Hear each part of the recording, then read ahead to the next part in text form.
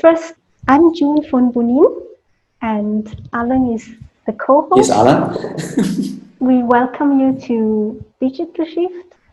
As you know, we would like to talk about uncertainty. And before we start, can we hear from you who you are and what you do? Okay, very shortly, right? I'm currently still member of the management board of NetCetera, which is one of the largest software development companies here in Switzerland.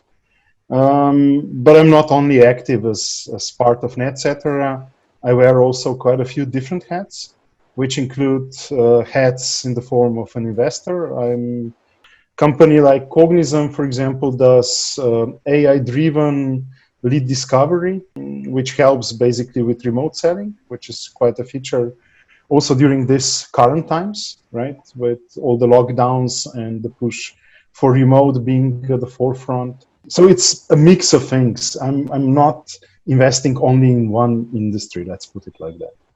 That sounds What super a cool. very cool background. So it means actually it's very cool for us because we are going to ask some difficult questions about uncertainty. It appears to us that we humans hate uncertainty. We build all kinds of systems so that we can feel certain. But now, in the past few months, these systems all came crashing down. What do you make of that? I mean, it depends in what kind of environment you are used to live. For example, if we look at Switzerland, right? Switzerland had the last war on its territory ages ago, like 200 plus years, right? Which is not the case for quite a lot of other countries. For example, I originally come from Slovenia, and Slovenia is a relatively young country. So it came to existence only in 1991, right? Now, that being said, it also means that if you don't come from a very stable environment, regardless of whether you have a crisis or not, you were always kind of forced to live in an uncertain environment, right? So how do you cope with that? Number one, I mean, from my perspective, it's something that people kind of get used to, and they basically build into all the decisions that they make, right? The other part is connected with, for example, what you said, that people like to know where they are. That I would say is a tool that managers should use in uncertain times to portray stability, basically clear communication up to the point, which lets people know exactly where they stand today and also what they can expect from tomorrow. And what they can expect does not necessarily mean that you need to sketch exactly where you will be tomorrow, but you need to indicate in which direction you are going and how you will try to steer that. That, in my experience, usually gives people enough of something tangible to hold on to basically go through the uncertain period without too many issues. I would like to dig deeper into it. You just said that on a personal level, people build uncertainty into their decisions. How do you think they do it? I mean, number one is that usually that means that you do not take very long-term decisions, or you take less of long-term decisions. What I mean with that, if we use the analogy of a business, right? And I can even dig into my past experiences. For example, among other things, I also led the largest e-commerce player in Slovenia called Mimovrste.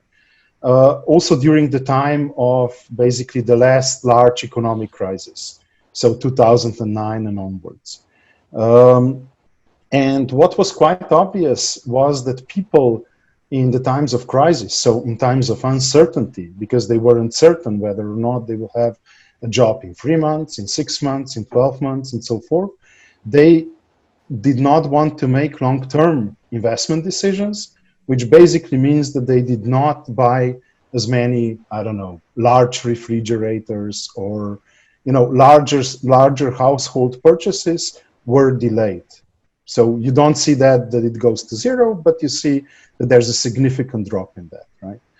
After people get used to that uncertainty, and they start to understand how even in uncertain times, they can still count on certain aspects being also long-term, they start to increase their, for example, in this case, purchases, right? So what I want to say with that is that people always in uncertain times react by pressing a pause, right? They stop, they reflect, observe, and until they get enough information which gives them confidence on how to move forward, they will try to minimize their engagements, right?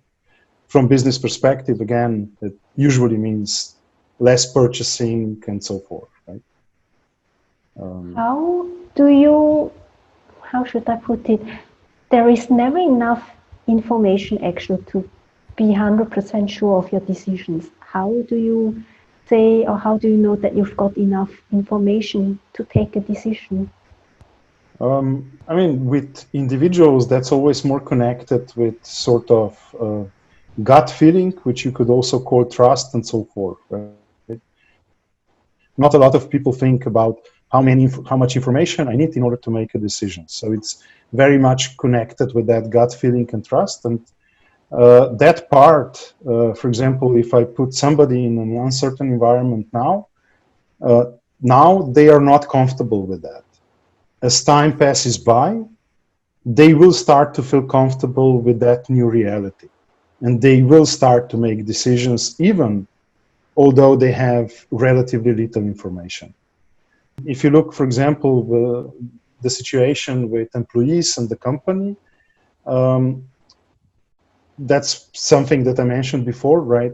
If you are able as a company and as a manager to very clearly communicate to your colleagues where the company is today, what it plans to do in the future, even though you don't have all the information, but you are being transparent and confident about the next step that you will take, and you can communicate each of such steps, right?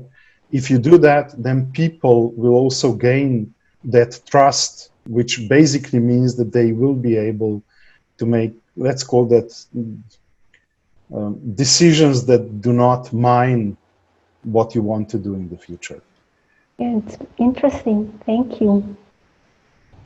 Do you have actually approaches or frameworks or mental models that you use in your daily life when you're wearing your different hats? I don't have specific models or so, but you could argue that basically I try to act always according to few principles, right? For me, one very important part is that I observe the morality of my actions, or that I always act in a moral way from my perspective. That's something that really guides basically every decision that I make. That's not connected with uncertainty or certainty per se, but it's very important for myself because that means that I can live normally and sleep well, regardless of what kind of actions I take. As long as basically I see the actions as moral. That's one principle. The other part is, and that's also connected with this morality concept, the other one is that I always try to be as transparent as possible. What I mean with that, somebody might consider me in certain cases rude because I like to speak directly and to the point. Now, why do I think that's important? Because only if you basically are able to give the information in a clear and concise way, you can also expect that the other party actually understands what you want to do, and you can basically then act and move forward together. And this part, for me, is also kind of, you could even call it a methodology on how to lead people in general, not just through uncertain times. Based on my experiences from a variety of different companies, I mean, previously I just touched what are the hats that I'm wearing today. I wore a number of different hats in the past, led also larger companies with 500 million euro of revenues, and smaller ones like pure startups with basically no revenues, and everything in between. And what has always proven to be very beneficial for how I tried to manage the companies and the colleagues with which we worked in those companies was always this concept that I mentioned, the transparency and clarity on what kind of things do you aim to do in the future. Maybe just one additional clarification for that. For taking decisions, right? In these times, it's also very important to not say, I am not making a decision today, but basically rather stating, today, I decided not to make the final decision. And that will be true for the next, I don't know, 1 week or 1 month or whatever the time period may be. Because what I just said is quite different than just saying, I'm not making a decision. If I'm not making a decision, I decided not to make the decision. Right? That's it. If you don't make the decision, someone the decision will be made for you. Exactly, and that's my point, right? That even if you decide that you are okay with not making a decision, if you are able to communicate that clearly, it's a completely different story than just raising your hands and going, oh, I will not deal with this at all at this moment in time. And this part is then also connected with how people perceive the company, and potentially if you're in the role of a manager, you as a manager, because you are able to make decisions, and which is ultimately, in essence, what managers and executives and leaders are basically supposed to do on a daily basis, right? What I perceive when I hear you, it's that you're like used to uncertainty. It's used to be a normal part of life. And maybe for us Swiss people who have too many insurances and want to keep everything clear, it's kind of a new thing. But actually, uncertainty is a part of life. You cannot really remove it. Exactly. So you should have to orient yourself that the things that can go wrong don't go catastrophically wrong, and you don't pretend that it's all correct. I think the pretending part is usually quite difficult. Sometimes I see also in large organizations, sometimes like pretending everything okay is like a really important part of the job, and it might be a wrong concept. I mean, from my experience, I've been involved also in few turnarounds. So that basically means, I mean, I've also stepped into the shoes of a general manager or CEO of a company that basically really wasn't okay. So pure crisis management and so forth. And I've done that in a few different companies. That part is obviously very much connected with uncertainty, right? Because if you go into a company that has liquidity issues, that is making a loss and so forth, you need on one side to make really tough decisions in order to stabilize the company. And the uncertainty element there is you never know whether your decisions and actions will actually mean that you are turning the company around, right? So you need to be prepared to react very quickly in case you see that that's not the case. So in order not to jeopardize the company fully with the wrong decisions. How do you go about that? I mean, there are a few different strategies that you can take. Obviously, you try to analyze as much as possible. But like you said, June, right, you don't always have all the data available, right? So you need to make a decision even without that. Now, the second part, besides trying to analyze everything, is also to try to get different points of view, right? Because we as people, we think differently, we act differently, and we see things from different perspectives. And that enables you to adapt what you want to do, what you aim to do, how you aim to react better than without that. So once you have that, then basically one very important part in case of any kind of crisis management and turnaround is you need to react. There you can basically observe, for example, firemen, right? Or medical workers, emergency medical workers. I mean, these are all people that are trained to react in times of huge distress, right? For an average human person, when you see somebody, I don't know, on fire or really going through something very hard, like heart arrest or something, you need to react quickly in order to help that person. And for quite a lot of us, it could mean that we freeze, right, in situations like that. And it's similar also for crisis in business. Not as time critical, but still, you need to react. You cannot and should not just sit it out, because just sitting out the crisis usually will not work.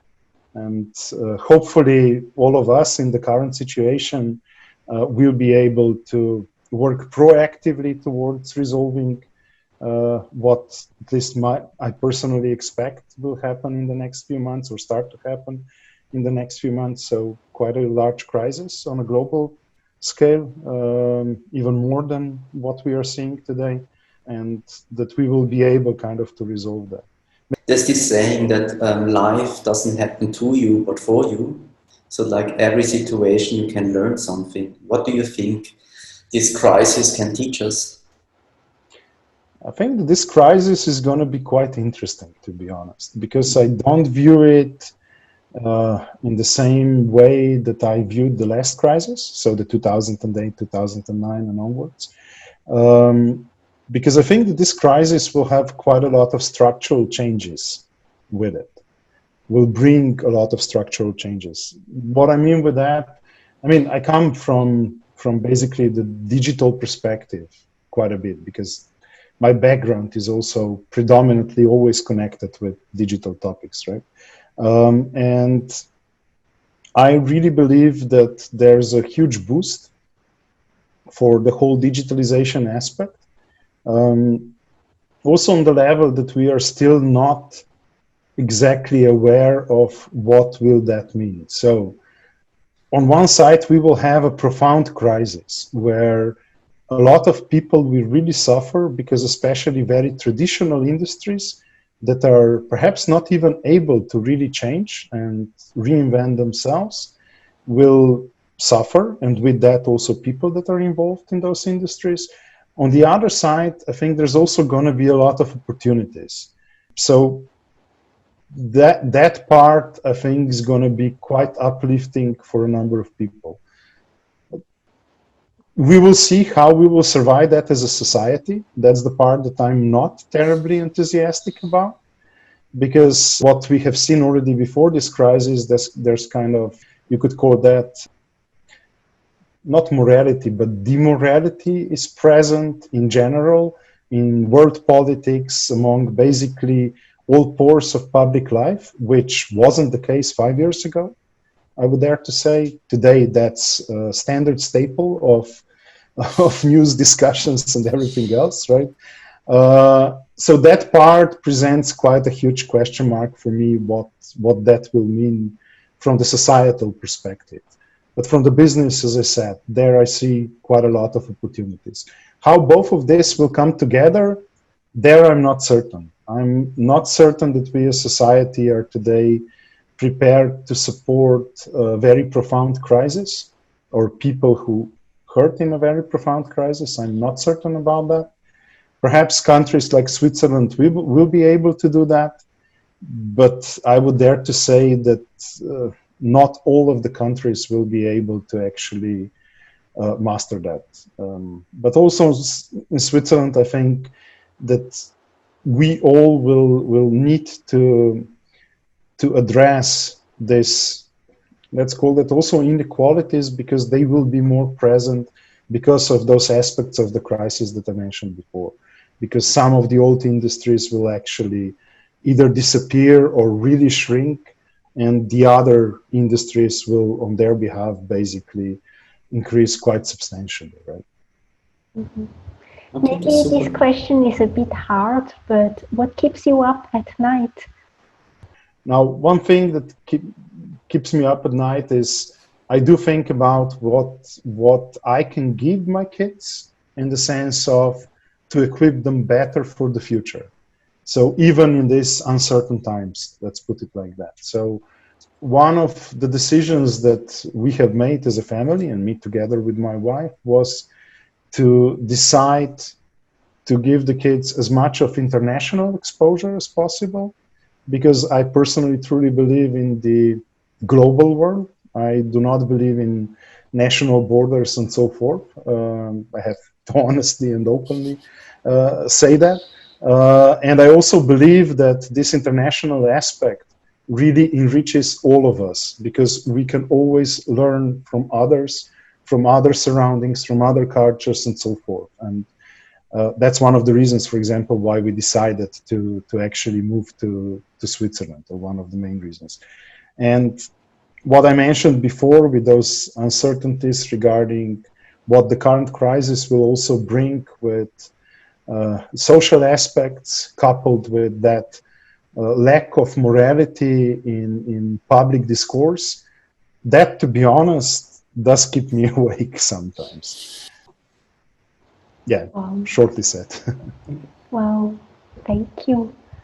Very interesting. Maybe just a bit of background why we're doing is we are seeing, like you said, this demorality, but we're seeing more like that the people are demoralized, and we're trying actually to start this digital shift interview series to showcase inspirational people such as yourself or Paul, and show the people that there is a way to continue to go out of this crisis. Yes, I mean, hopefully, yes. I'm not sure if you were able to observe what is happening not so far away from Switzerland, in Serbia, for example. I mean, there currently you've got in Europe quite a lot of semi-dictatorships, let's call it like that, right? Countries like Hungary, Yeah. to a certain extent also Serbia and so forth. And what you see, I mean, you can even call that demorality that we have observed, I mean, the whole world observed coming from the States, with how the White House and Trump in particular handled the whole corona crisis. I mean, that started now to go into violence from police forces towards their citizens, right? And there are certain pockets of that, for example, also in my home country, in Slovenia. And hopefully topics like that will not start to be a standard staple of news, because when that starts to happen, then those social aspects of this whole crisis, coupled with the fact that certain individuals see an opportunity for whatever, for power grab or something in the current situation, can become problematic and starts to influence everybody's life, including the business, right? Now, I hope and really believe that basically if business works properly, and that basically also means that people have enough means to not only survive but live an okay life, that's a plus situation for everybody, including the politicians and leaders of individual countries. That's food for thought for us for one of Yes. our next digital shifts. It was a And pleasure. So it was I a hope great we will. pleasure. Yeah, Was cool. very interesting, and for me, I've learned a lot. Thank you very much.